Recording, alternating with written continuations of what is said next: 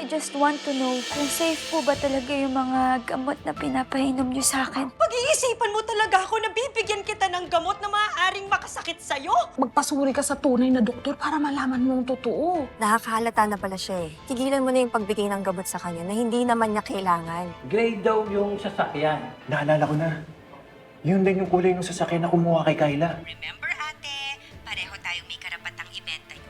Wag na wag mo kong susubukan, Jade. Hello po, magpapacheck up lang po sana. Gusto ko po kasi malaman kung may sakit po ba talaga ako eh. Ano ginagawa dyan? Gusto lang po namin malaman kung sino yung may-ari ng bahay na ito. Sila din po ba yung may-ari nung 2007? Nasaan na po sila? Umalis na kayo. Oo, tatawag ako ng pulis.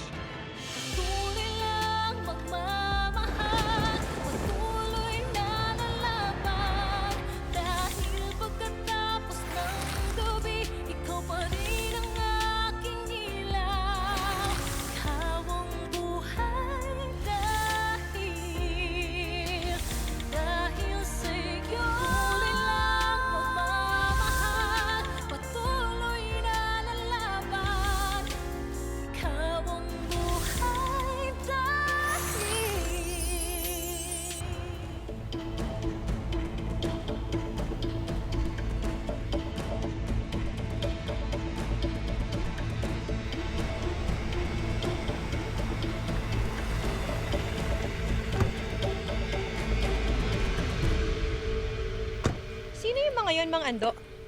Mga buyers? O baka naman pinadala ng kapatid kong magaling para i-check tong property? Baka magnanakaw yata, ma'am. As if namang may mananakaw sila sa lugar na to. O sige, kukunin ko lang yung titulo sa loob para siguraduhin kong hindi makukuha ni Jade yun.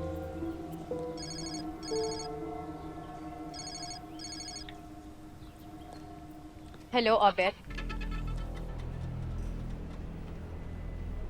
Hello, Ma'am Olive. Andito po ngayon si Ma'am Muki sa Immaculate Heart Pediatric Hospital. Ano? Sigurado ka? Opo.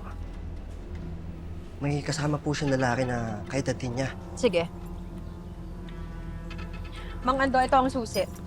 Nasa kwarto ko yung titulo, pakikuha mo na lang. Itago mong mabuti. Siguraduhin mong hinding-hindi makukuha ni Jade yun. Apo, ma'am.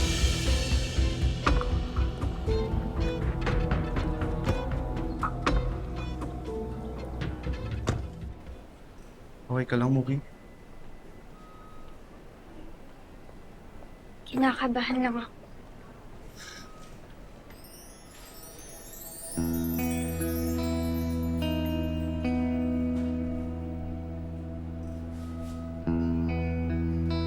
Sa tingin mo, tama tong gagawin ko? Pakiramdam ko kasi baka mamaya padalos-dalos lang ako eh. Sinusuway ko na naman si Mami. Pwede naman tayong matras. Pero, ang gusto mo lang naman eh, malaman yung totoo, di ba?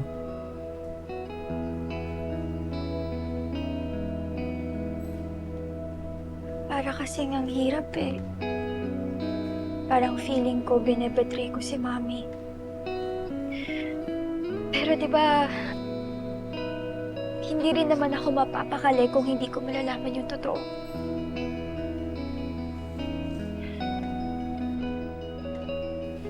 Hindi. Nandito na ako. Kaya itutuloy ko to.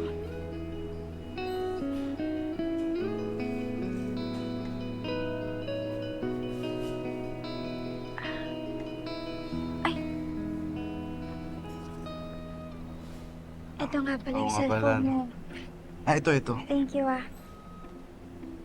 Here. Other phone ko, yung tinawagan mo. Hindi ko na rin naman ginagamit kaya sa'yo na lang. Para di ba may communication tayo. Talaga? Oo naman.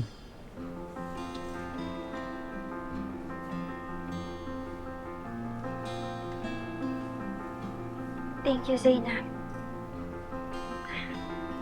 Ang bait mo talaga. Maria Angela Caparas? Ikaw na yung Muki. Tara. Dahan.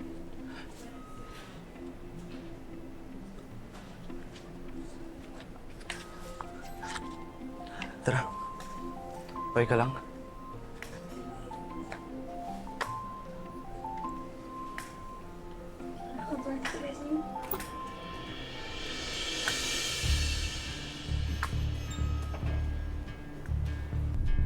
Di ba piniling ko sa'yo na wag mong palalabasin si Mookie? Sorry po, ma'am. Natakasan na naman ako. Stupid ka talaga! Humanda ka sa akin pagbalik ko.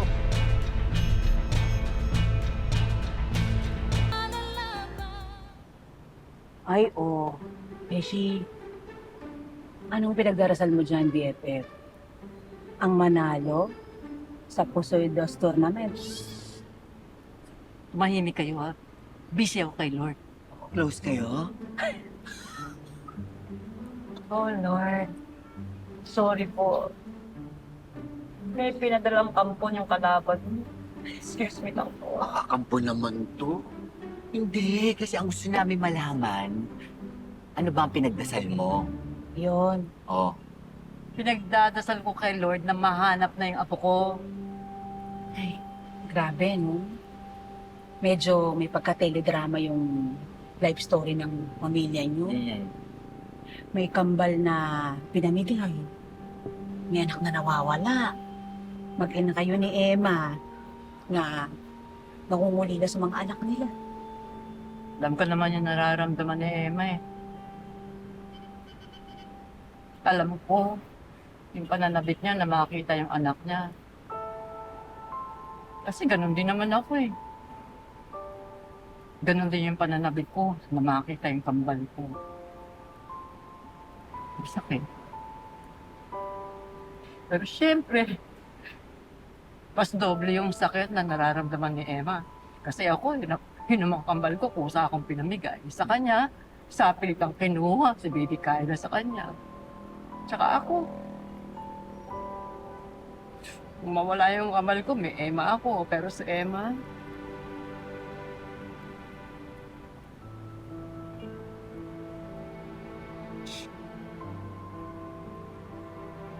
alam mo, visit kayo. Nananahimik ako dito, nagdadasal eh. Tapos bigla kayo nandyan. At ito kasi ang daming tanong eh.